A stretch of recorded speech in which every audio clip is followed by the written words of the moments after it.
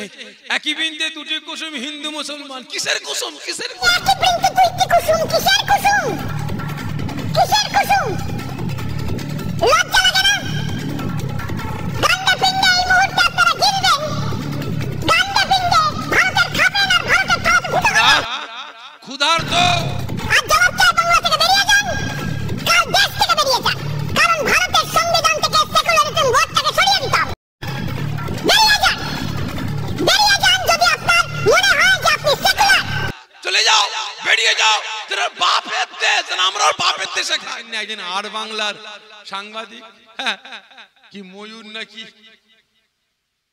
মুগুর, কি নাম মুগুর,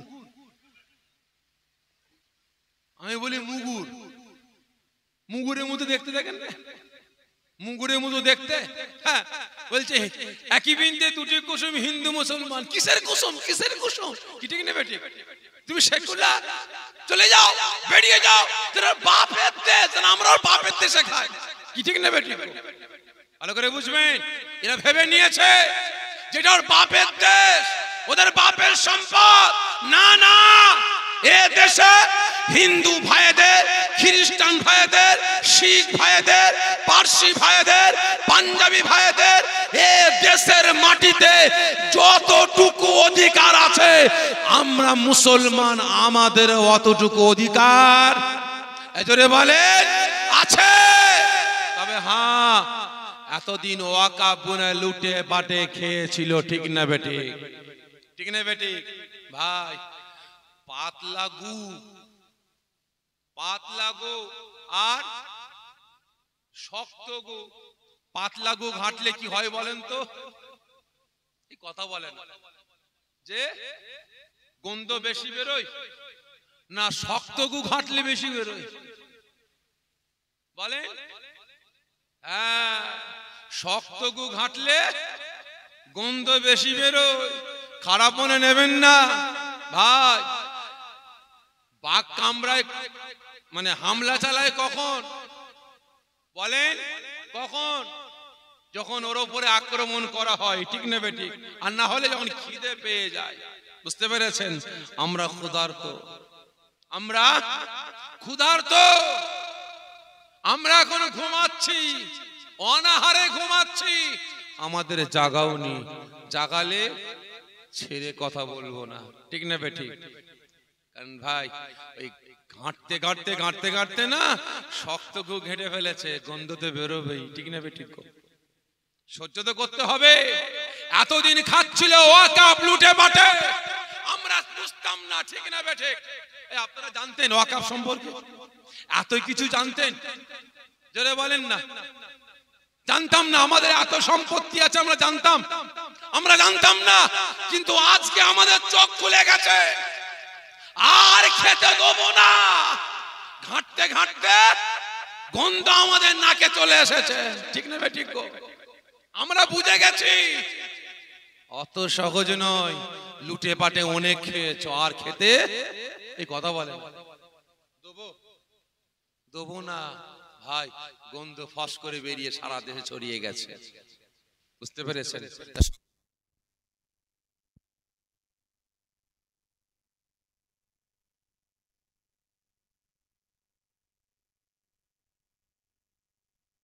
ভাই আমাদের প্রাপ্য বুঝে নিবার সময় এসে গেছে। কি ঠিক না বেঠিক? আর খেতে দেবো না ইনশাআল্লাহ। কারণ বাস্তব কথা বলছি ভাই, ওয়াকাফ সম্পত্তির টাকা যদি আমরা মুসলমান আমাদের জন্য ব্যয় করা হতো, যা সম্পত্তি আছে আমাদের প্রত্যেকটা সম্পত্তির ভাড়া 100% না 50% টাকা যদি এক জায়গায় করে মুসলিম সমাজকে বিলানো হতো, তাহলে একটা মুসলমানের চাকরির দরকার হতো না। মুসলমান হাত পেতে খেত, পায়ের উপরে পা রেখে পা দুলিয়ে দুলিয়ে খেত। ঠিক না বেটি? কিন্তু আজ সব বেটারা লুটে পাটে খেয়েছে। তবে আল্লাহ শুকর আমাদের চোখটাও খুলে গেছে। বুঝতে পেরেছেন? আমাদের প্রাপ্য অবশ্যই আমরা বুঝে নেব। রাজি আছেন তো? রাজি আছেন তো? ইনশাআল্লাহ তৈরি হন। তো যাই হোক, সকলের কাছ থেকে বিদায় নিচ্ছি। আবারও বলছি, যখনই দেখবেন হিন্দু মুসলমানের দাঙ্গা অশান্তি লাগাবার জন্য যে বক্তারা বক্তব্য দেবে, মুসলিম সমাজকে ছোট করার জন্য বিভিন্ন রকমের কথা বলবে, পোস্ট করবে, মুসলিম বিদ্বেষ কথাবার্তা বলবে, সঙ্গে সঙ্গে তার বিরুদ্ধে থানাতে কি করবেন? কেস করবেন। থানায় না হয় কোর্টে চলে যাবেন। একটা গ্রাম থেকে 8 জন 10 জন মিলে গিয়ে আপনারা কেস করবেন। যদি প্রয়োজন হয়, যে টাকা না থাকে, খারাপ মনে নেবেন না, আপনার পীর ভাই হিসেবে, আপনার ছেলে হিসেবে বলে যাচ্ছে, আমি আপনাদের ছেলে, আমি আপনাদের ভাই, যদি প্রয়োজন হয় আমাকে বলবেন, খরচা আমি দেবো। কিন্তু এই দুশ্মন গুণের বিরুদ্ধে আমাদের লড়াই করতে হবে। আমরা লড়াই করিনি বলেই আজকে আমাদের ওরা পেয়ে বসেছে। কি ঠিক নেবে? ঠিক। তো যাই হোক, এতক্ষণ কথাবার্তা বললাম বিভিন্ন দিক নিয়ে, জানি না উঁচু আওয়াজ নিচু আওয়াজে কথা বলেছি। যদি আমার কথায় কেউ মনে ব্যথা পেয়ে থাকেন, ছোট ভাই হিসাবে, ছোট ছেলে হিসাবে আল্লাহর রাস্তায় মাফ করবেন। কি করবেন? তো সকলে মিলে বলেন, মাফ করবেন। যে কথা বলে না, হ্যাঁ ইয়া না, মাফ করবেন। ব্যথা পেয়েছেন? তাহলে বলছেন মাফ করবো। ব্যথা পেলেই তো মাফ করে, ব্যথা পাননি বলছেন মাফ করবো। তো মজাক করলাম, আপনারা আমার পীর ভাই আর আমি আপনাদের পীর ভাই। যদি ভাই ভাই সম্পর্ক না থাকে তাহলে থাকবেটা কি? যাই হোক, বিদায় নিবার আগে জানতে চাইছি ভাই, কোন পার্টি বা কোন দলের বিরুদ্ধে কথা বললাম? কোন পার্টির পক্ষে, কোন পার্টির বিরুদ্ধে কথা বললাম? সকলে মিলে বলেন না, বলেনি তো? কারণ কিছু কিছু মানুষ ভাই আমাকে দাওয়াত দিতে ভয় খায়, আমার বিরুদ্ধে কথা বলে আমি নাকি ভাই কোন পার্টির দালাল, কোন পার্টির বিরুদ্ধে কথা বলি না। আমি কোন পার্টির দালালও নই, আর কোন পার্টির বিরুদ্ধে কথা বলি না। তবে হ্যাঁ, আমি অন্যায়ের বিরুদ্ধে কথা বলি। আমি অন্যায়ের বিরুদ্ধে কথা বলি। আপনি তো মুরিদ কুতাকারের, কে আমরা ভাতে দে। হ্যাঁ, আমি আমার ঘরকে ছাড়ি না, ভালো করে বুঝবেন। আমি আমার বাড়িকে ছাড়ি না। আমি আমার ভাইদের বিরুদ্ধে প্রতিবাদ করেছি, আমি আমার ঘরের বিরুদ্ধে প্রতিবাদ করেছি। অন্যায় অন্যায়, কি ঠিক নেবে? ঠিক। আপনি তো কুতাকারের, খারাপ মনে নেবেন না। তবে প্রত্যেকের কাছে অনুরোধ করব, অন্যায় দেখবেন, প্রতিবাদ করবেন। আপনার পাশে কেউ থাকুক চাই নাই থাকুক, হকের পক্ষে চলবেন, ন্যায়ের পক্ষে চলবেন, সত্যের পক্ষে চলবেন। আপনার পাশে কেউ থাকুক চাই নাই থাকুক, ইনশাআল্লাহ আল্লাহ পাক থাকবেন, রাসূল পাক থাকবেন। শুধু তাই নয়, আপনার পক্ষে 18,000 মখলুকাতের মধ্যে যদি একটা মখলুকাত মানব জাতি যদি দুশ্মন হয়ে যায়, ইনশাআল্লাহ 17,999টা আল্লাহ পাকের মখলুকাত আপনাকে সালাম জানাবে, আপনাকে সম্মান করবে, আপনাকে ইজ্জত করবে। বুঝতে পেরেছেন? হকের পক্ষে চলেন, ন্যায়ের পক্ষে চলেন। দোয়া চাই আল্লাহ পাক আমাকে আপনাকে সকলকে হকের পক্ষে, ন্যায়ের পক্ষে, সত্যের পক্ষে চলার তৌফিক দান করেন। হারাম হালাল, পাক না পাক, জায়েজ না জায়েজ বেঁচে চলার তৌফিক আল্লাহ পাক দান করেন। সকলে জোরে বলুন আল্লাহুম্মা আমিন।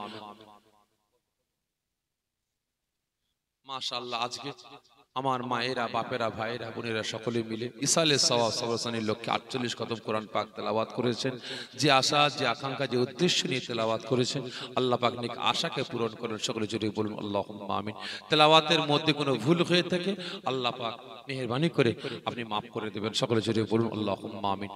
সকলকে দাওয়াত দেওয়া হচ্ছে, আপনারা সকলে দুনিয়া জান্নাতের বাগানে জান্নাতি যার সামান্য তাবারকের ব্যবস্থা করা হয়েছে, সকলকে কমিটির তরফ থেকে দাওয়াত দেওয়া হচ্ছে। আপনারা তাবারক নিয়ে বাড়িতে যাবেন। যে যা তেলাওয়াত করেছেন আমাকে কবুল করুন আল্লাহুম্মা আমিন।